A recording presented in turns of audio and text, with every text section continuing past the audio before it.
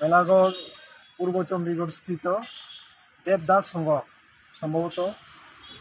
এখানে কিছু উশৃঙ্খল ক্লাবের সদস্যরা ওই ড্রাইভারকে খুব জবরদস্তিভাবে চাঁদার জন্য মানে মানে আক্রমণ করে উনি কাপড় দিয়েছে এবং ঘুষি দিয়েছে এবং ওনার মানে শার্ট টার্ট ছিঁড়ে ফেলেছে।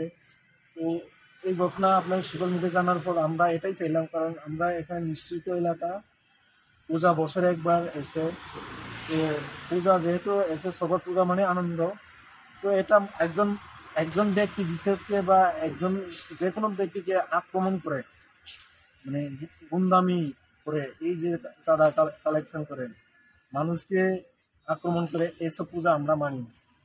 আইন যেহেতু মুখ্যমন্ত্রী স্পষ্ট ভাষায় যে নির্দেশ দিয়েছেন যে জবরদস্তি চাঁদার জুলুম এটা বন্ধ করার জন্য, তো আমরা আজকে এই মেলাগড় থানাতে ওসির সাথে দেখা করেছি এবং ওসি এটাই বলেছেন যে আইনত যা ব্যবস্থা আছে এলাকার শান্তি শৃঙ্খলার সাথে ওনারা মানে আরক্ষা দপ্তর থেকে সঠিক বিচার অথবা এই ঘটনাকে নিয়ে তারা সিরিয়াস নেবেন।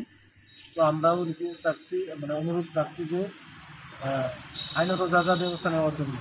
আমার দ্বিতীয় হলো যারা ক্লাবের পদাধিকারী আছেন ওনারা কি যারা তাদের যে কালেকশন বা চাঁদাবাজি করেছেন ওনারা কি তারা কি করে কন্ট্রোল করতে পারেনি? তো এখন তো পূজা আছে, পূজার মধ্যে তো অনেক লোক আছে, খারাপও আছে, ভালো লোকও আছে।